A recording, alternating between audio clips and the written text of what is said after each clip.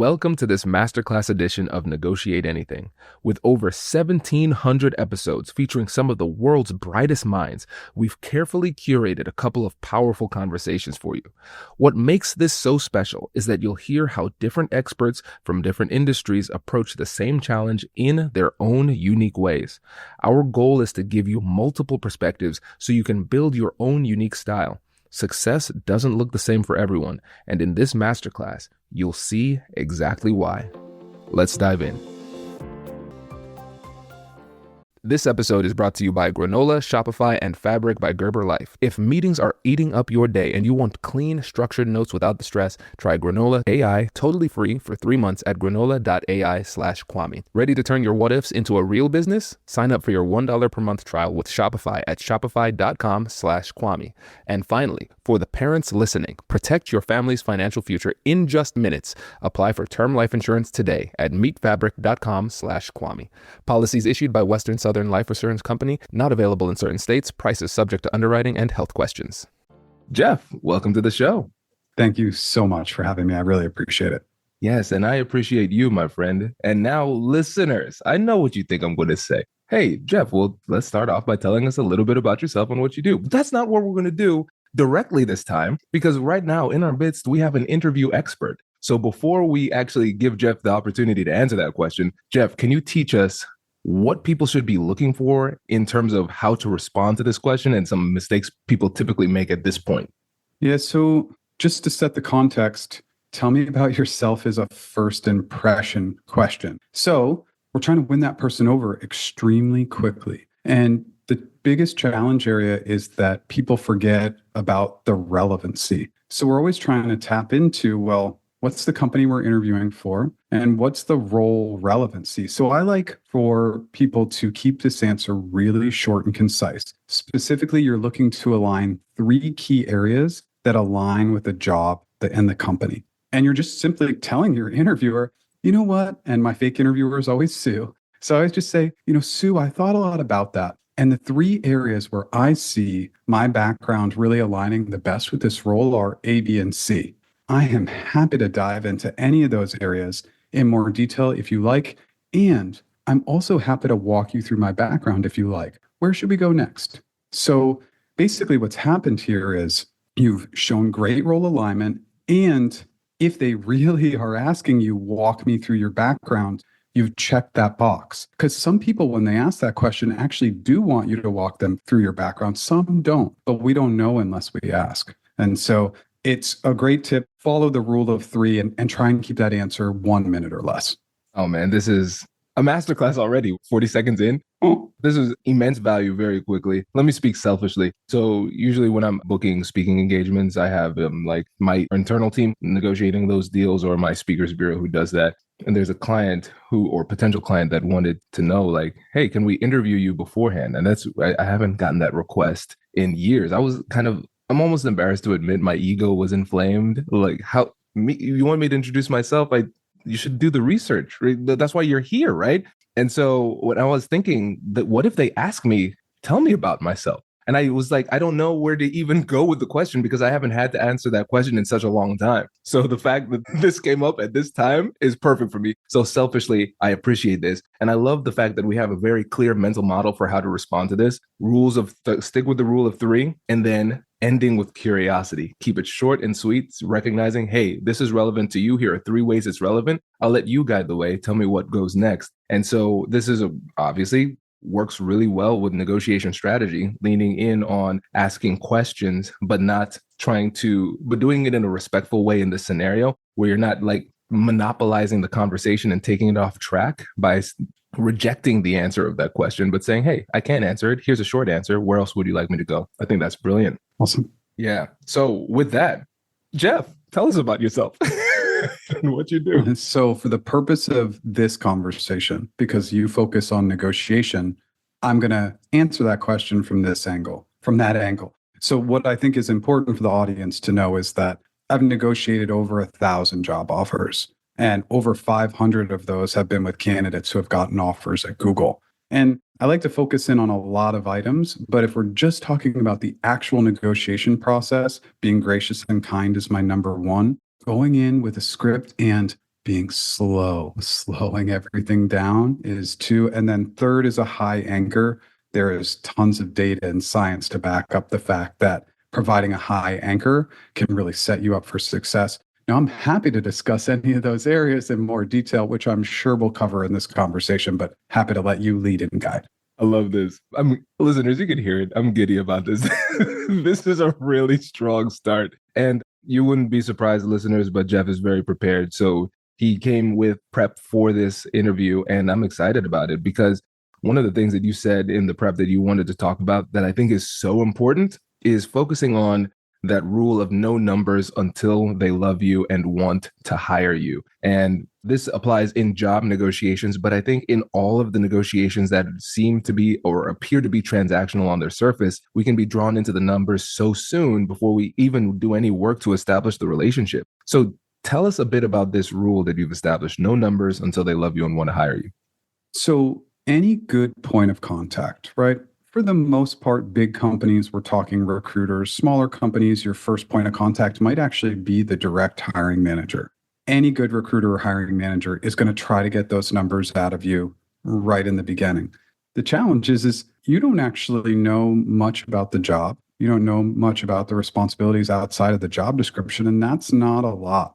And so deflecting in a really kind and positive way can be really impactful. So if that person comes in and says, well, what's your salary expectations, or what salary range do you have? You say, thank you so much. I really appreciate you asking. I'd really like to learn a little bit more about the role and company, meet with the team before providing any numbers. And then you stay kind of really on that script because, again, at the end of the process, if you haven't provided any numbers and all of a sudden they love you, are they going to stretch a little bit on the numbers? Probably. Now, maybe they're not stretching on salary band because they can't do that for internal equity reasons, but maybe they give you a bigger sign-on, maybe they give you more equity, maybe they're more flexible with your location or overall PTO or a bunch of different items. So the more you deflect, the more power it gives the candidate at the end of the process.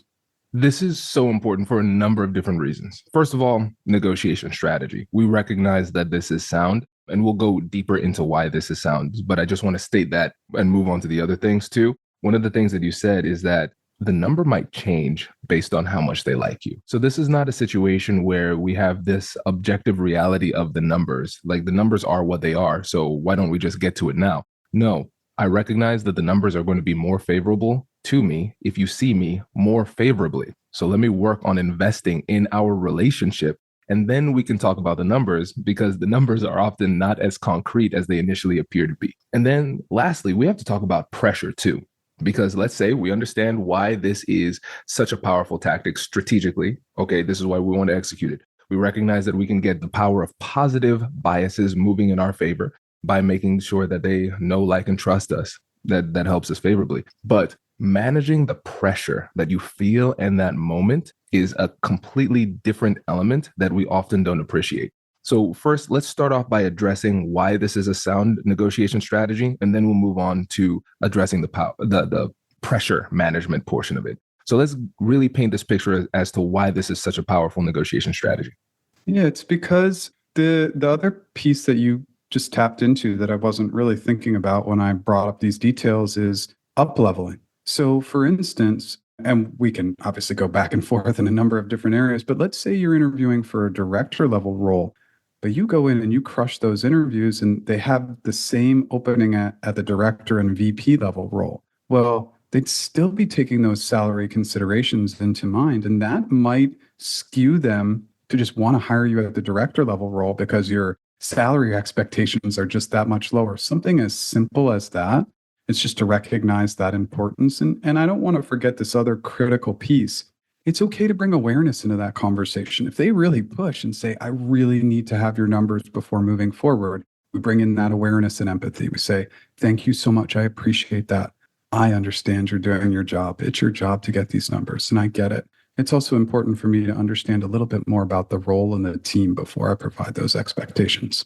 The thing that I love about this is that you used what I call the reasonable voice. You weren't defensive. Everything that you said was legitimate. And I think that the thing that's so important about that, even though it seems very simple, is the fact that our emotions will lead us astray when it comes to this analysis. Because in our mind, as we're feeling that pressure, we're saying, I don't want to set up this boundary. I don't want to hurt their feelings. I don't want them to think I'm difficult.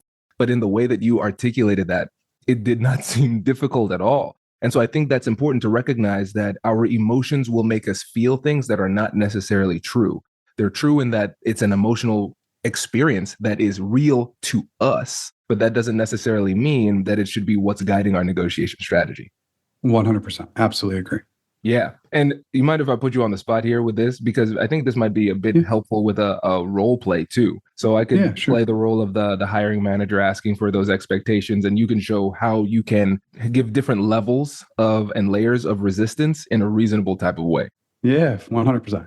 And listeners, just know, like this, it sounds like I'm making this up off the fly because I truly am.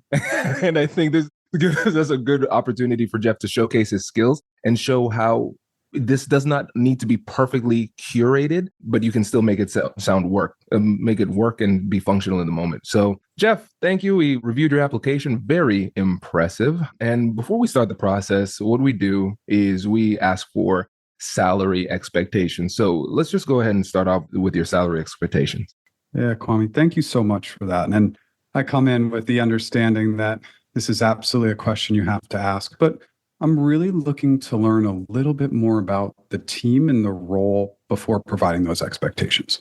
Okay, well, that makes sense. And I think that's completely reasonable. It just puts me in a tough spot because this is part of our policy. It just helps us to move forward and just kind of check that box. So I understand what you said. That makes a lot of sense. But if you could just give us a number, then we could move on.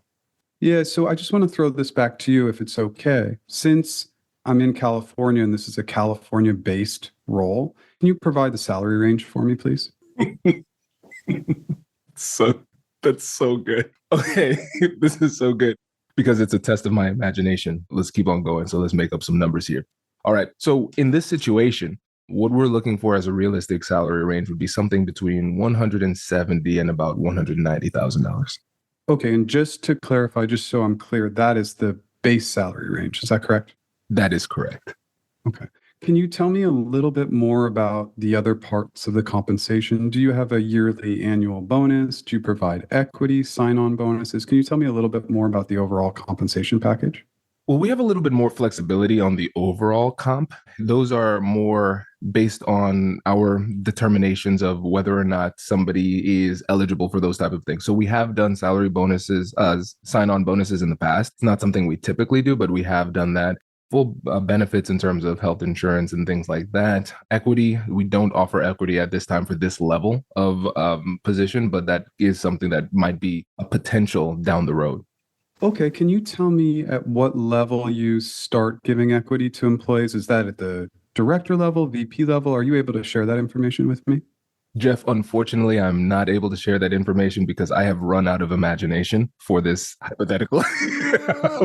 But no, this is so good. This is so good. So let me give a couple of insights here before I pass it on to you, because there are some nuances that you will see that I probably miss in this overview. So here, first of all, infinitely respectful, very reasonable. And listeners, I really want to demonstrate that Jeff was setting a very hard barrier, but he softened it with his approach, with the rapport and decorum that he was bringing to the conversation. So the delivery was masterful. So I just want to recognize that tone and delivery is important in this process. The next thing is he utilized curiosity to gather information to move him forward in the negotiation, but also as a shield for my continued advances.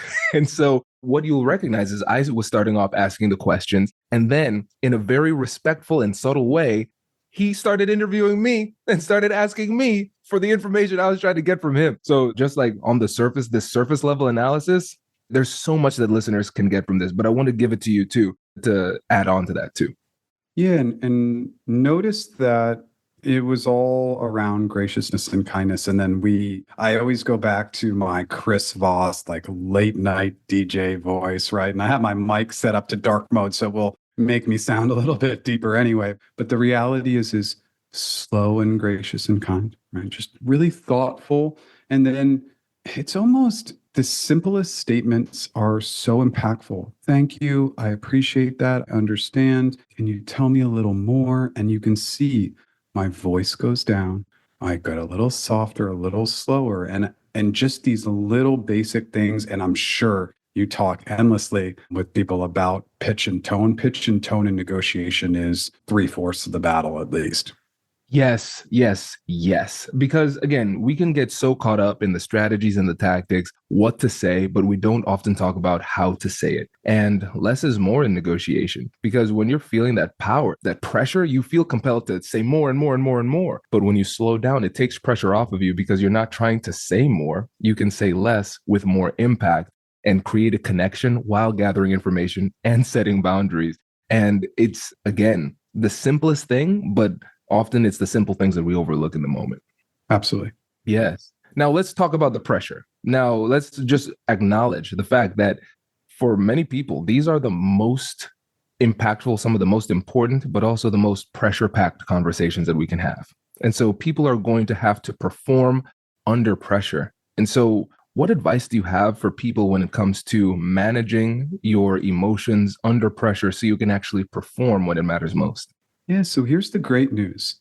It's only in maybe rare circumstances that initial conversations where comp would come up would be done via video.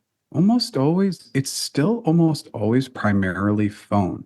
So the way we reduce anxiety is a script.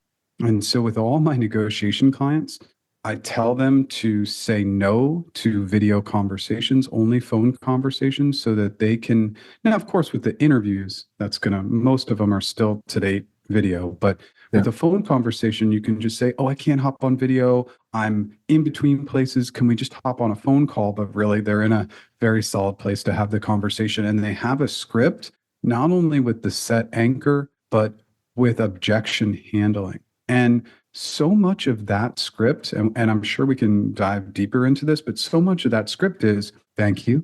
I appreciate that. And then when we get into really negotiating the numbers, I'd really appreciate if you advocate for me, partner with me, support me, right? And so you get all these really positive words to use, but absolutely a script just removes a lot of the ambiguity for how to respond. You actually have an outline of how you are going to answer and tackle those questions. We've all been there. It's late at night and you finally find that one product that you've been waiting for, but then you realize that your credit card is in the other room. That's when that iconic Shop Pay button becomes your best friend. It has all of your information saved, making checkout as simple as a tap of your screen.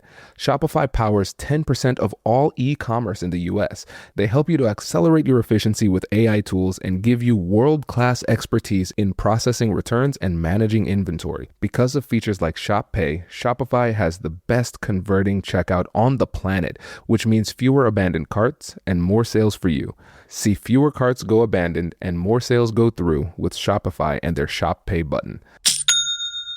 Sign up for your $1 per month trial today at shopify.com/Kwame. Go to shopify.com/Kwame. That is shopify.com/Kwame. You know what's ironic? As a negotiation expert, one of the most important skills I teach is presence, truly listening, reading the room, catching what is not being said. But for the longest time, I'd walk out of my own meetings realizing that I spent half of the time buried in my notes instead of actually being present. Things would fall through the cracks, action items would get fuzzy, and I'd have to piece everything together after the fact. But that changes with Granola. Granola is an AI-powered notepad built for the way that real people actually meet. Here's how it works. You take notes like you normally would, and in the background, Granola securely transcribes the meeting. And when it's over, it turns everything into clean, structured, and actually useful notes. And the best part? Granola works through your device's audio, which means it integrates seamlessly into the tools that you already use. No setup, no awkward interruptions. It is just your normal meeting with superpowers. You get to actually listen, stay fully engaged, and still walk away knowing exactly what was decided, who's doing what, and what comes next. If your meetings are eating up your day, Granola is a no-brainer. You can try it totally free for 3 months. Just go to granola.ai/Kwame. That's granola.ai/Kwame. Get 3 months free at granola.ai/Kwame. I love the fact that we don't need to learn any complex negotiation jargon for this. We can go back to what our parents have been telling us since we were children. Please and thank you. Still works in this situation. And now let's get into scripts just briefly, because when people see a script, they might think Hollywood, everything is scripted. They say this, I say that. And then if it goes off track, then I'm completely lost. And so when it comes to scripting these conversations, what are the things that people often misunderstand about scripting that holds them back? It's understanding that probably repetition is okay. I think they get scared to give similar responses. And so when I work with my negotiation clients, basically I say, we're not really changing a lot of the script. And I actually use those three words we mentioned. So most of my clients are going into big tech. So their point of contact is a recruiter, and recruiters are not incentivized to hold back money. So we can talk and use words like advocate and partner and support, but it's intentionally repetitive because it means that we are not moving from our position. And so when all these objections come through, I say, just get repetitive with what you said before, but just move out a word, change the order of a couple words, but you're basically saying the same thing. Go get me that money and get it for me now in the nicest way possible. This is good. And I love the fact that you advocate for repetition, because I think it's one of the most underutilized negotiation strategies. Stay on message. But what if they ask the same question again? If they ask you the same question, it's the same answer. That's not your fault. So don't feel bad about that. And so repetition is really important. A lot of times as negotiators, sometimes we test people. So we'll ask one thing one way, we'll ask it another way. I'm going to try to figure out a way to soften this boundary that you put up. But if you just say, yeah, I don't feel obligated to entertain you by spicing up my responses, the response is the response. And if you ask the same thing, I'm going to give the same response, and that's it. I think really empowering people to be repetitive on these key issues is really, really helpful, because you can confidently state your position and stay on message without having to adopt that extra mental load of digging deep into your bag of tricks of saying the same thing in a different way when it's not necessary. Stay on messages is the perfect piece of advice. Absolutely agree with that. And there can also be that piece of space. If that person just absolutely goes a little crazy on you, the goal would be to build the space and say, I'd really like to think about it. Maybe we can connect tomorrow. Let's take a look at our schedules, find a time for us to connect. And I just have to mention it before we hop off. I'd also really appreciate if you can in that time, if you could advocate for me, I'd really appreciate it. And so you're putting in that kind of final poke. But again, if they do get to some level of rigidity at some point in the negotiation, you want to build in that space. I am and believe that space can be incredibly valuable in negotiations. Yes. And sometimes that space does the work for you, because you might run into that rigidity. And that simply might be because they did not consider what you said in this negotiation. And so they don't feel safe accepting or adjusting without giving it fair consideration. So sometimes when you start to run into a barrier, don't feel obligated or pressured to close the deal right now, because it might not be possible to close the deal right now. Psychologically, they may not be at a point where they're willing to adjust at this level. And so sometimes, like you said, the best thing you could do is just say, hey, I think we've made some progress. Let's follow through tomorrow. And sometimes they organically make that adjustment and start the conversation with that adjustment. And the space did that work for you. So I love that advice. Just injecting a little bit of time, that can be all you need in some of these conversations. Yeah. And remember, and for anybody who's listening, who's considering negotiating a job offer, a lot of times your point of contact is not the decision maker. So we actually have to build space for them to go talk to the decision makers to see if they can get more money. And I just historically have not seen, especially if we talk about the big companies, for example, recruiters are not incentivized to hold back money from their candidates. The candidate actually is a sale for them. It's a number, it's a check mark that they need to complete within a month, a quarter, a year, et cetera. So they want to get you that money if they can, because it makes you easier to close. So, but they need to go back and speak to the decision makers. So if they get really fired up in the moment, it's just a good idea to build space so that they can say, oh, all right, I don't like Jeff, but now that we've hopped off, let me go back to the decision makers one more time and just see if I can get a $10,000 sign-on bonus, or see if we can add just $50K in equity. Because with that space, they can at least decide that they're going to take that additional step, which usually they will. Oh, this is an unexpected gem. Let me take a slightly selfish turn in this conversation. So, in a few days, I'm flying to LA to do a training for a team of recruiters. And so, for recruiters who are going to be working with the candidate, would it be beneficial for them to almost coach the candidate on how would be best for them to work with the recruiter? Oh, 100%. Recruiters should take ownership. I mean, I think it's a little bit of a challenge in the industry for recruiters, but if recruiters set everything up on the front end for how things work from the interview process to negotiation to the end pieces, they'd be creating a better candidate experience. And with a better candidate experience, the candidate is more likely to accept the job. So setting these things up front is really important. But at the same time, I encourage recruiters to aggressively go after salary expectations in the initial conversations because that's going to be beneficial for them to return to later on. Now, my job is to root for the candidate, right? But if I was a recruiter and when I recruited for about 15 years, I was so aggressive. And I used, again, we brought in a Chris Voss trick, but I also use a Tony Robbins trick when I ask about salary expectations and they say, I don't know. And I just say, well, if you did know, what would it be? Oh, that's good. And that's a Tony one that I learned years ago that I still use to this day or had used in the past. And I think that one works really effectively. But 99% of the time, I did get their comp expectations or salary range expectations because I pushed aggressively. But again, in a gracious and kind way, I built the safe space. I would tell recruiters to try and get those numbers if they can. Okay, that's good. That is good. Yeah, I was interested to hear your perspective on that because the two sides of the equation in it. This is great. And I think we touched organically a lot on be gracious and kind, but I want to make sure that we give you time to highlight anchoring. Give us a brief overview of what anchoring is, this context, and then how can we use it? Yeah, and so I think that we could go ahead and use maybe an analogy would be helpful. So, and this is actually a real case study that I wasn't thinking about talking about today. So let me fumble through it a little bit. But basically, there was a case study, and it's good because it's relevant, it was real estate. So they brought in maybe 10 or 20 realtors and they priced a house at 500K. And of those 10 or 20 realtors, everybody kind of agreed that that was the right price. They did the same experiment with 10 or 20 other realtors and they priced the house at 600K.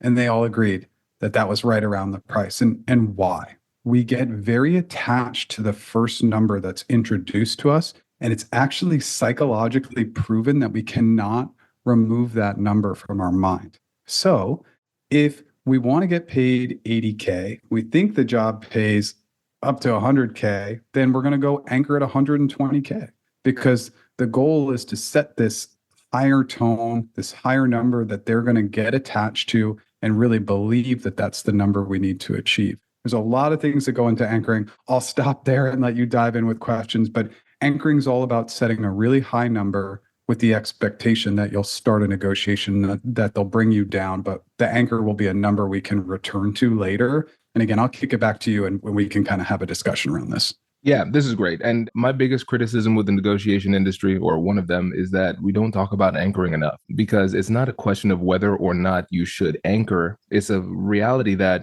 whoever makes the first offer is setting an anchor. It's only a question of whether or not they're doing it with intentionality because every other deal or every other offer is going to be compared to that anchor. So it sets the reference point for the negotiation. And now people are like, oh, sweet. Okay, great. So I'm trying to get, let's use your example, at least 80,000. It goes up to 100,000. I'm going to ask for 120. Well, let me ask for 600K. Why not? If this, the more the merrier, right? So let's break down some of the mistakes people make with anchoring so they could use it with intentionality in a way that makes it more likely for them to be successful. There's two really, really critical items here. One is research. So if you're able to find online what a company's philosophy around negotiation is without having to ask, that's really beneficial. So I can tell you, for example, if you were going to go negotiate with Google, Amazon, Meta, Apple, you could anchor at $600,000 for a 120K job. They're not going to rescind the offer because you go with a crazy number. They're just going to provide more realistic expectations for you. But if you do that with maybe even a large company or an SMB, they might run for the hills. They might just say, I'm sorry, we're not aligned, we're rescinding the offer. And it can be hard to get that back. So within the research, if you're unable to find out what that company's negotiation philosophy is, you have to ask. You can say, hey, you're a smaller company, or I couldn't find any information online, and this is with your point of contact. What is your company's negotiation philosophy? Leave it really open-ended so that they can tell you, because there is some risk in anchoring with the wrong company. So it's a little bit about understanding that philosophy. And unfortunately, in our research, oftentimes we might have to ask that question. Yep. That's great. That's great. Because I want to make it clear that their anchoring gone wrong is a real thing. And so it has to be realistic, because if you go way above and beyond, it shows that you haven't done your homework. You don't care about our negotiation philosophy. You don't care about what's realistic. You're being a selfish negotiator and uninformed, and it diminishes our credibility and makes it hard for us to be persuasive or likable in that interaction, which makes it less likely for us to be successful. So it's important to have those parameters. But when you do your research, feel empowered to make this anchor, because if you do your research, you're starting the negotiation off with the highest dollar value that you can reasonably justify with the data that you find. And then you start the conversation off, and now most likely they're going to pull back and there's a little bit of give and take. But again, we've done a great job of starting this conversation off with rapport, creating a strong relationship. So now we have invested into that relationship, which makes it a little bit more tolerant of the natural give and take that comes with negotiation. But we've put that toward the and yes, this is a very brief but very important overview on anchoring in the job context, because it's something that people often overlook. Yeah, and let's talk about one other item. Yeah. It's really powerful in secondary negotiations. And just to kind of double down on that item, basically what I mean by that is oftentimes we come in with this high anchor. Let's talk about the big tech companies. That's where I help most of my clients. And we come in with this big anchor. Recruiter tells us we're crazy, all these normal things. And then they go back and we ask 400,000 and they come back with 280, for example, total comp. So we're 120K off. Now we use the anchor to our benefit to look really reasonable. And we say to our recruiter, Jane, we say, Jane, I think we're making really good progress. And I just want to say thank you so much for all the work you're putting into this offer. If you can meet me in the middle at 340K from my initial expectation of 400K, I would strongly consider this offer. And so we use that anchor as a data point in future negotiations, and we start to look reasonable, even though our anchor was completely not reasonable. So it's a really fun tactic, and it's one that I use oftentimes, and it works. It starts to make the candidate look incredibly reasonable when, again, their initial anchor probably wasn't that reasonable. Yes. And again, going back to that tool of being gracious and kind, being a good human in these situations, blending that with the contrast principle of the anchor, the initial starting point and where we actually are, the more you reference that, the more reasonable you become, because you say, yes, my initial offer was 400,000. I'm willing to flex on that. I find ways to reference my anchor throughout the negotiation multiple times, because it makes it seem more real and makes my adjustments seem more significant as well. So just recognize when Jeff said, yes, 400,000, that was with intentionality. That's part of the strategy. The more you reference anchor, the more real it becomes. Absolutely. Yeah. Oh, this is good. Jeff, this is great. Listen, I think a lot of listeners are saying to themselves, okay, I think I need some Jeff in my life, and maybe I'm looking for a specific AI tool that might be coming out in 3 weeks. Do you have anything that you could give them that could help them with that? Thank you so much for that. Yeah. So basically, I've spent the last 6 months building a tool that, and I won't be the only one on the market. And basically, it's an AI tool that helps you improve your interview answers. I feel so excited about the tool because I've done 2,500 one-on-one coaching sessions, interview coaching sessions over the last 5 years. And I learned so much from people who are listening to this podcast. They continued to show me what a good answer sounded like. And so, yeah, it sits on ChatGPT, but it's really going to dive in and give people actionable advice instead of giving this overview with very cookie cutter or broad advice. It's intended to help people fix parts of their answers in little bite sizes so that somebody could use the app for 5 or 10 minutes and feel like they got somewhere, feel like they improved. So the launch date is February 26th. And I say that with dev always being a little scary, but I've put that date out there. If it needs to get pushed, that's okay. Anybody who's curious about finding out more about it, it's just practiceinterviews.com. They can click on the AI button. We're allowing early adopters on there to test it for free. And then if people want to give us user feedback, we're really excited about that. I do one-on-one interview and one-on-one negotiation coaching. And obviously, I also have a interview mastery course, and all of that's at practiceinterviews.com. Jeff, this was an absolute masterclass, my friend. Really appreciate you coming in and sharing your wisdom with us. Kwame, I feel so grateful to you for inviting me. So thank you so much. My pleasure. You've just heard one powerful perspective, and now we're moving on to the next. A fresh voice with a new angle on the same challenge, so you can keep expanding your skills. Let's dive in.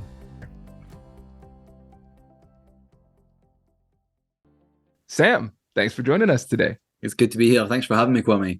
It is my pleasure. So how about you get us started by telling us a little bit about yourself and what you do? Yeah, absolutely. So my name's Sam Struan. I'm a talent acquisition or recruitment professional. I've been in the industry for about 10 years, working in both executive search agency environments or leading internal talent acquisition teams. And now most of my focus is working with individuals, job seekers in particular, or individuals that are looking to make significant changes to their career in terms of compensation. So my two main focuses are resume writing and being a salary negotiation coach. I love it. And everybody, make sure you follow Sam because this is the first ever installment of People You Should Follow on LinkedIn. So that's how I found Sam, just dropping incredibly high quality content on LinkedIn. So we're going to link to his profile in the description of this episode. And we're going to change it up a little bit with this episode. We're going to start off by talking about two of Sam's most popular posts and just kind of analyzing why it resonated with the audience. And then we're going to talk about counter proposals in salary negotiation, a very narrow element of the compensation negotiation that is often overlooked. So I'm super excited to get into this. So Sam, how about you set the stage with this first viral post that you made that was, let's say, replicated by many people in the industry afterwards. And when people start doing what you just did, that's a good sign. So can you set the stage with that post?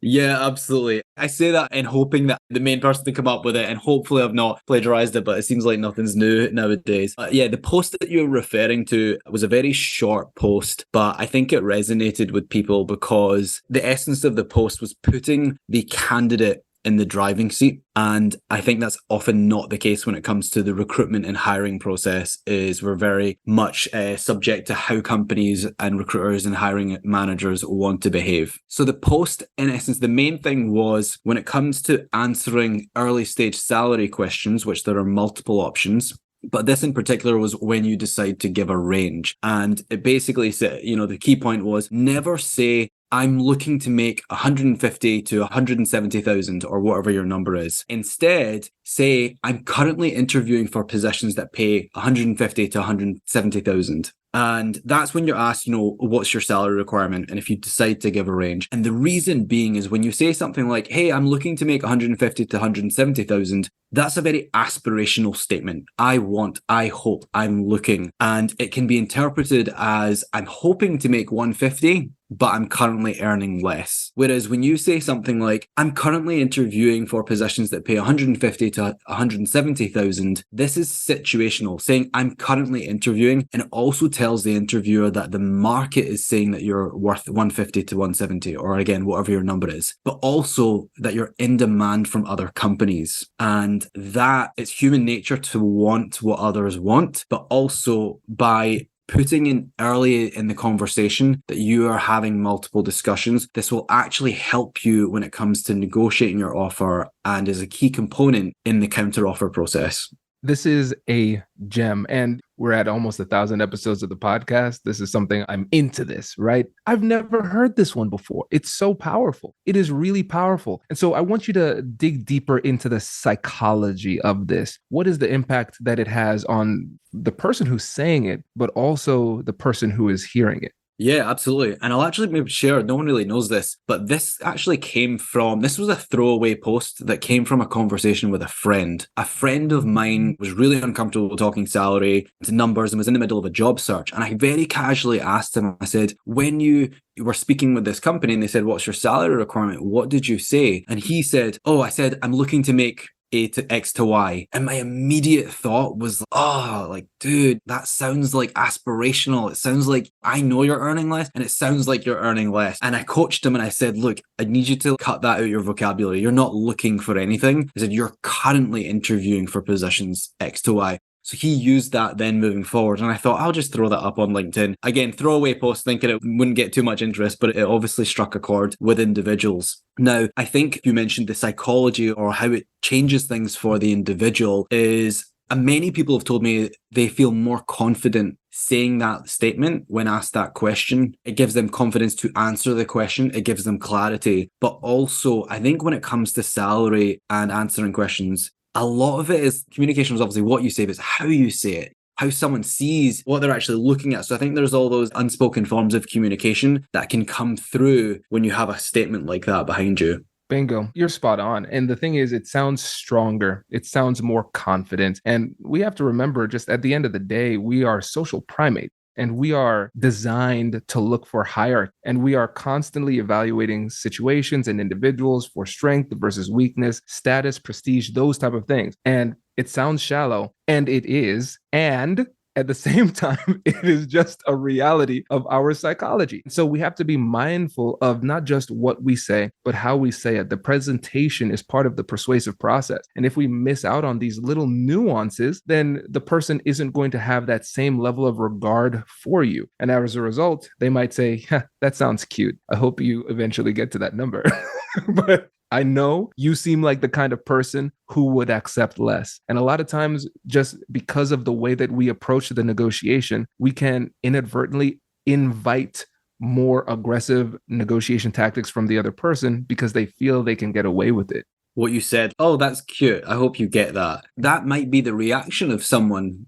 That might be someone's internal reaction if you say, I'm looking to make 150 to 170 versus, yeah, sure, I'm actually currently interviewing for positions that pay 150 to 70. Total different delivery. And part of the reason that I write so much on LinkedIn is I want to really empower as many people as possible to feel confident in the job search. But I also feel like organizations, corporations, there's always been this long-standing imbalance of power where candidates are really at the mercy of what a company wants to offer, how someone wants to behave, and anything that I can do to kind of balance that or make people feel a little bit more empowered or in control of their search. Take my stuff, go earn the most that you can, make a difference to your family, make a difference to your earning trajectory, your income. I'm all for that. Absolutely. And this gives us an opportunity to revisit one of the things you said at the beginning, because you said a response like this puts the candidate in the driver's seat. And then just now you said a lot of times because of the imbalance, we're at the mercy of these corporations. And this is one of those little things that allows us to rebalance that. So I want to explore that term, that phrase, put the candidate in the driver's seat. I think this is so powerful, and I don't want people to overlook this too.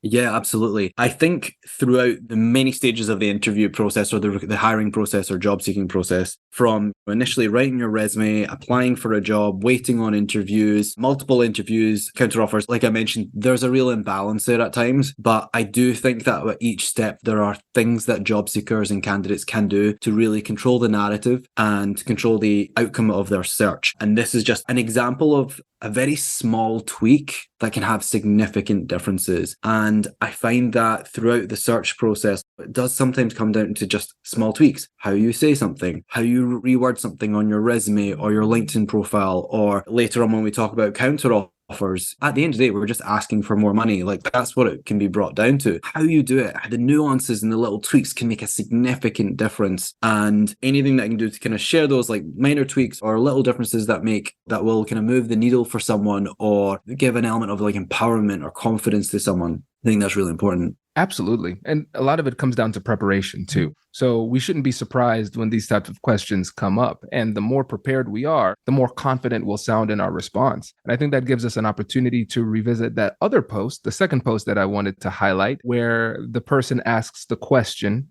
what are your salary expectations? So let's break down that question. First of all, let's just talk about the game behind the game that the person asking the question is playing. Definitely. Usually when someone asks, if the company hasn't posted the job salary range in the job advert, usually when someone asks, what are your salary expectations? There's a few reasons. Number one is they want to know, how well do you know your professional worth? They just want to know how well. If a new graduate is asking for 200,000, there's maybe a misalignment there where they're not asking for a realistic salary based on their experience. How well do you know your worth? Kind of roughly, are you at appropriate professional level? And obviously, they want to know if they can afford you. A recruiter is unlikely going to move forward with a candidate who is asking for 60,000 more than what they've been given as a budget. But if it's within 5 to 10,000, there might be wiggle room. Unfortunately, this conversation, I would say, is the predominant thing that happens when it comes to interviews is candidates don't have salary information at the time of applying. And then, a hiring manager or recruiter will ask, what are your salary expectations? So I would say that's the most common scenario when it comes to asking for money. There's a lot of advice on how you should respond to this, ranging from give a range, give a number, deflect, ask them what their budget is. And a lot of people will say, this is the only route you should take. But my argument would be you actually have multiple options when you're asked, what are your salary expectations? And it could be any one of those aforementioned paths, but it also all depends on your professional situation and where you currently are. This is great. I'm sitting here taking all of these notes. I love it. And now this is both empowering, and then for some, it might also be overwhelming, recognizing that there are even more options than we originally thought when it comes to this really crucial question. So as people are determining how to respond to this, given their specific situation, what are some of the things that people should keep in mind as they're going through this analysis and their preparation? Sure thing.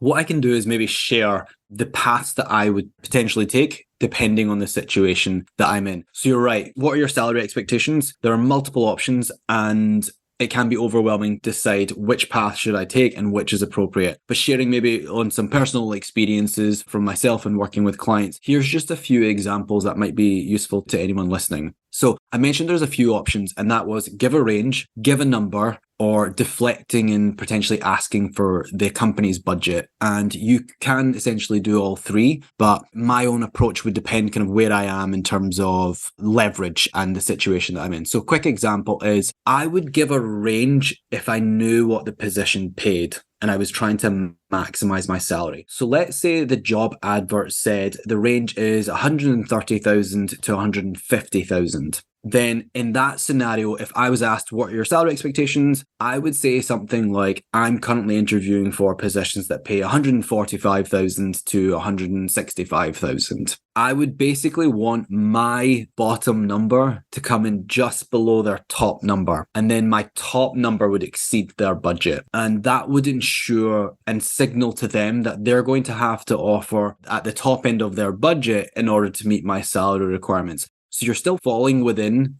their budget, but you're narrowing the gap that they can offer you to ensure that you get the top end of the budget. I would do that typically. I say I would take that route because I feel confident negotiating. I feel confident that even if I didn't meet all the requirements, I would be able to address those through thorough interview preparation, and I would take that bet on myself.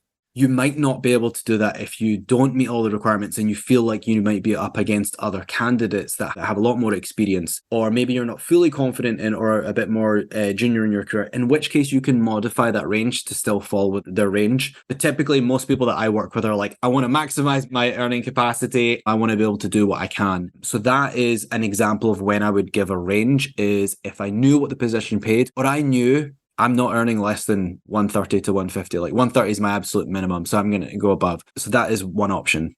This is great. I love that one because it gives you an opportunity to be flexible. It gives you a little bit of wiggle room, but it sends a strong signal to the other side of what it is that you are willing to accept. So don't try that lower range type of stuff with me in this situation, but it requires you to know the numbers and do your research. You can negotiate more confidently and more assertively when you have a more realistic expectation of what those numbers are. So sometimes when you're applying for a job, you can see it. You can see the pay band. It's very clear. What do you think people could do to try to get that information in their research process so they could make this more assertive type of initial offer. Absolutely. And you touched upon the key thing, which is research. Typically, if I was to give a range, I've definitely conducted market research on what similar roles might pay at similar sized organizations. If we're talking in the US market, given that quite a few states have salary transparency regulations where employers have to post a range, it's really helpful. If you're in a state where there is no requirement, then you could look at jobs in other states to find out, okay, well, this is roughly what they're paying. That's real market data because a software engineer in X states, the range is this. So you can use that as a data point. Obviously, the average cost of a home varies per state, but it's still a valid data point. It's within the country, it's same currency, similar organizations. I guess the key components of giving a range is, what if you gave a range of 130 to 150, but their budget was 160 to 180? So they might offer you 160, but you've actually let 150, but you've actually left 30,000 on the table because they were their budget. Now that's obviously a risk. It's an even higher risk if you don't know how to negotiate. And usually you can determine if you think you've left money on the table or if their budget is higher when you go through multiple interview rounds, because you truly understand the size of the scope and you get more information that you don't have early on in the process. So in that scenario, which I've been in, where I've given a range and then later on, they definitely have more budget. And also the role is much larger in scope than I originally thought. You can negotiate more. You just need to discuss what's changed. And we can talk about that later on when it comes to a counter offer as well, is how to ask for more money when you've already given a range. Oh, that's great. That is great. And now I need to establish a little bit of restraint because I really want to jump to that now. But there's one other element. I want to talk about the times where it might be more strategically sound to either deflect or ask for their budget. Absolutely. Yeah, so that was the other great option. One of the other options that someone can take is to deflect and ask what the company's budget is. But if you take this route, you have to do it quite sensitively or delicately or strategically. So, and I would typically say that people who can ask for a number more easily are ones that are happily employed, or perhaps the organization has approached them, has headhunted or directly approached them. Or perhaps you know that there's just absolutely no way that you're going to go below a number. Yeah, sure. Kwame, you mentioned about deflecting and asking what the company's budget is. And I would perhaps take that route if I knew that I was in high demand, or perhaps I knew that I fit what they were looking for. And I would definitely deflect and ask if I was earlier on in the stage or given very few details about the role. And perhaps I haven't had time to do market research, or I've not found the market research that I'm looking for. So in this situation where someone says, what are your salary requirements or expectations? And I don't want to give an answer, I want to find out what their budget is, I'd say something like, thank you for asking. I would be happy to discuss compensation after I've learned a little bit more about the position and conduct some additional market research. Alternatively, can you share what has been preliminary budgeted for the role? So that's just the polite way to deflect. If I was unemployed, I didn't want to give a range, then I would tweak my messaging, because when you're unemployed and when you get asked about salary, your biggest fear is either coming in too low or coming in too high, pricing yourself out of the conversation or leaving significant amount of money on the table. So in that situation, I would deflect and ask, but I would say something like, thanks for asking. I would be open to a range that reflects the market rate for positions like this. From my initial research, I've noticed this range can be anywhere from 90,000 to 120,000. How does this align with what the company has budgeted for the role? Now, the key thing about an answer like this, Kwame, is you're saying that you're open to a range that reflects market research, or market rate. You're saying I still want to be paid fairly. And then you're not saying my range is 90 to 120. You're saying from the research I've conducted, I've noticed it can range from X to Y. So you yourself are not committing to a range. You're saying the range I've noticed is over here. How does yours compare to that? So I think that is better than kind of saying, I'm open to anything and my range is 90 to 120, which is quite a wide range. That can signal to someone that you'll go as low as 90, but you're really hoping for 120. It makes a lot of sense. And I love the fact that we are tweaking the messaging for the circumstance. So there are going to be some times where you have a little bit more leverage and security. So if I'm happily employed and I'm not looking for something and you're trying to court me, you need to give me more information in order for me to feel interested in this, because the status quo works for me. But there's something in you that makes you want me. So give me the information first, right? And of course, you're saying it in a more diplomatic way than that, but that's essentially the ethos behind it. But then if we're unemployed, recognizing that our position isn't as strong because our alternative isn't as strong. So we can utilize the same approach, but in a more deferential type of way. So you're not saying, hey, this isn't me asking for this. I've just seen other people get. So where are you on that? And I think that would be more well received by the party on the other side. So I love the fact that we are still utilizing the same fundamental negotiation principles and strategies, but just acknowledging that given the circumstances and given your position and the power dynamics at play, it will flex as necessary for the circumstances. Definitely. I think that's what's missed out in a lot of advice when it comes to answering that question, is the routes that you take really does depend on your leverage and exactly what you said, your alternative situation. Yeah. Oh, this is good. And now with the time we have left, I want to make sure that we can talk about negotiation counter proposals, because again, this is a critical part of the compensation negotiation process, but often overlooked. So first of all, let's start off by just talking about what it is that we're talking about with negotiation counter proposals and why this element is so important. Sure thing, Kwame. So what we've done is we've spent a lot of time talking about early stage salary questions and how to navigate those. And the reason I wanted to bring that up is because that's really when salary negotiation begins. It's early on in the process. As soon as you're asked what are your salary expectations, you need to set the stage for you to allow yourself to negotiate down the line. So that's why it's really important to start focusing on those questions. But where we are and what the topic is today, or what we're moving on to, is the counter offer, or the counter offer process, where a company has provided you with a job offer, either verbally, in writing, and you want to negotiate that offer. And that is what we're going to be discussing, is how to put together a strategic counteroffer to hopefully either maximize your earnings or give you the best kind of working relationship that you're looking for. I love it. And let's start off by having a little bit of fun, Sam. And I know what you're thinking, but Kwame, I've been having so much fun.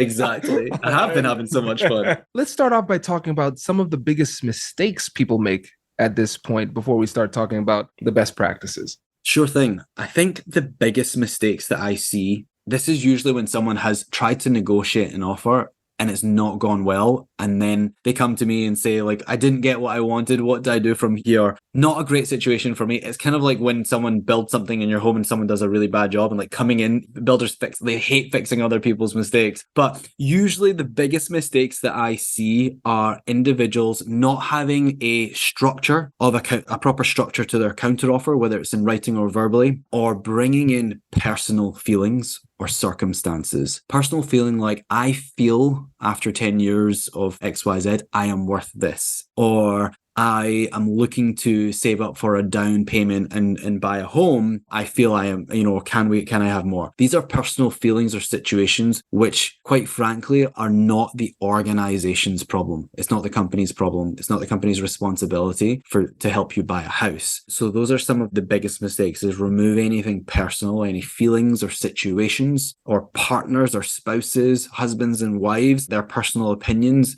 Don't bring any of that to the table. A counteroffer in negotiation should always be about the value that you bring to the organization from your skill sets and your experience. This is so strong, because a lot of times we have to recognize that there's a difference between a strategic thought and emotional thought. And the emotional thoughts are often going to be louder in our head, because sometimes people are in this position where they're negotiating salary, especially when they haven't done it before, where they're at their wits' end. They're like, you know what? I deserve this. I haven't been paid the right way. Jerry over in accounting is making more than me. Are you kidding me? And now my wife is telling me I should be making at least as much as Jerry. And so we bring all of that baggage in, and then we make that offer to the other side focused on those feelings. And the person is like, you know what? That sounds like a you problem, because that doesn't help us make any money, which is the core function of this business. And so it takes a lot of emotional restraint withhold something that is really, really key to what is bringing you to the negotiation table to make sure that we are persuading from their perspective. What is it that would actually be meaningful for them in this conversation? And a lot of the things that are most central to us coming to the negotiation table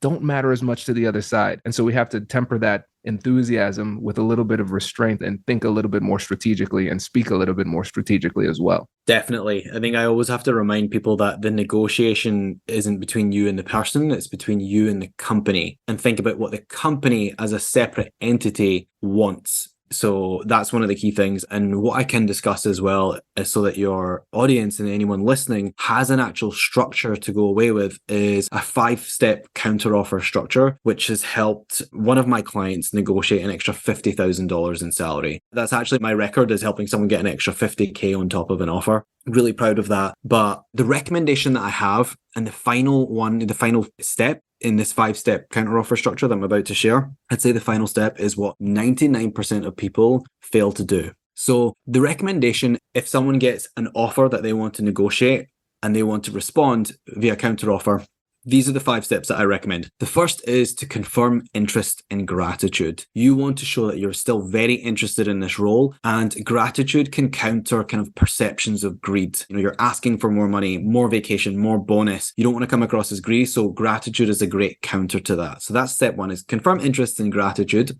And then what you want to do is recall some of the company's pain points. You want to reframe their pain points as goals to achieve. And you will know this from the interview process. So an example is, if I'm interviewing and the company says, we're struggling to get candidates and we need to grow 30% over this year, we can't find enough staff to fulfill our service, then you want to reframe those pain points as goals that you're going to achieve by saying something like, throughout the interview process, I was really interested in learning that the company is looking to grow and source more skilled candidates for this line of business. So you want to reframe those pain points. Your third step is reiterating your experience, fixing those pain points, or showing you as the solution by reiterating some of your key experiences that help alleviate those company problems. Then, obviously, you want to make the ask, whether it's salary, bonus, vacation. Quick tip is, if you want to negotiate 3 points, negotiate all 3 points at once. Don't negotiate one, get a yes, then bring up another point, get a yes, bring up another point. That will result in negotiation fatigue on both parts. So if you have multiple asks, ask for one. So steps 1 to 4, just as a quick summary before I give you step 5, is number 1 was confirm interest and gratitude. Number 2 was reframe their pain points as goals that you are excited about meeting.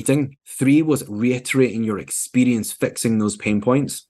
Number 4 was making the ask for what you want. And then number 5, which I would say is one of the most key things, is closing the employer. A lot of people will make the ask and say, would you consider an increase to 180,000? Thanks, I look for your response. But you need to close the employer, and closing involves, you've made an ask for something, more salary, more vacation, more bonus. You have to offer something in return, something to sweeten the deal or to incentivize them to really offer what you want. And one of the things that candidates can offer is assurance. An example of this is, once you've gone through steps 1 to 4 and said, would company consider 180,000, an extra week of vacation? Here's my market research that reflects this. I would say, if company consider this, I would feel more comfortable withdrawing from other interview processes and also prepare to provide notice at my current company. So what you're saying is, if you can come close to this number, consider this number, whatever this package is, what I'm going to give you in return is, I'm going to pull out of other interviews. I'm also going to start to give notice at my current company. So you're putting the offerer in your shoes of like, oh, okay, like this person's serious. They're going to give notice. If you're unemployed, then you can say, I would feel more comfortable formally withdrawing from other interview processes. Now, if anyone's been listening from the start of this podcast, one of the earliest things that I mentioned was always saying, I am currently interviewing for positions that pay X to Y. And the reason that statement is doubly powerful is because now in the negotiation, that is your bargaining chip, that you are saying, I will formally withdraw from other interview processes, which you referenced at the start of the interview process. So that is a powerful closer. Wow. This is some high level stuff, man. And you even brought in a little bit of Inception, referencing one of my favorite movies there. Incepted them at the beginning by confidently stating your range and the fact that you're exploring other offers. Oh man, this is a masterclass. I really appreciate this. And again, I just really want to make sure the listeners really feel on a visceral level how powerful this is, because $50,000 that you helped this person earn, it was salary that they could have claimed. And if they didn't, the company would have just given them a lower offer and they would have been performing at that level. But there's money on the table that we deserve, that we should go for. So you should ask for it. And then when you think about compound interest, it's $50,000 increased this year, but that's $100,000 next year, and then on into perpetuity. And then when you consider that every ceiling is a new floor, which means that you're going to negotiate from that level onward, we're talking about over the course of somebody's life, this is millions of dollars, right? Especially when you consider investment opportunities and things like that. So I just want to reiterate that for the listeners out there who are negotiating the salary. Now you have a framework. No more excuses. It's time to get moving. And then, of course, if you need more inspiration, follow Sam on LinkedIn, because he's constantly dropping these gems. So Sam, I want to give you the floor to say any parting words and let listeners know how they can connect. Yeah, a huge thank you, Kwame, for inviting me on this. I really appreciate it and hope those points that have been brought up in the podcast really help any listeners. And the reason I'm so passionate about this area is because when I learned to properly negotiate an offer and got what I felt I deserved, but also it was a significant increase. And that led to a lot of positive lifestyle changes, or the ability. It wasn't about buying fancy things. Two main things that I invested in. Number one was that I was able to upgrade my mum's kitchen, which brought me so much joy to be able to express gratitude and pay someone back or help someone. And personal note, was able to invest in counseling. Those are the things that I think earning more or being able to tap into additional resources can really elevate someone's life. So it's not necessarily about money buying more happiness, but money enabling us opportunities to find more happiness. So thank you again for having me on your podcast. I appreciate it. Hey, my pleasure. Thanks again for joining us.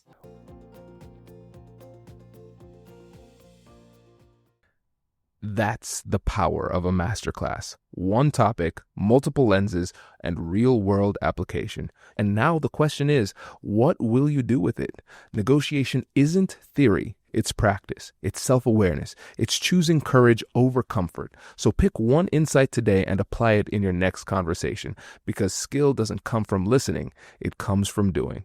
I'll catch you in the next one. Hey, if you're still here, that means you really like this episode. So why don't you leave us a review? 5 stars, please. That really means the world to us, and it helps other people find the show. And now, I will catch you later.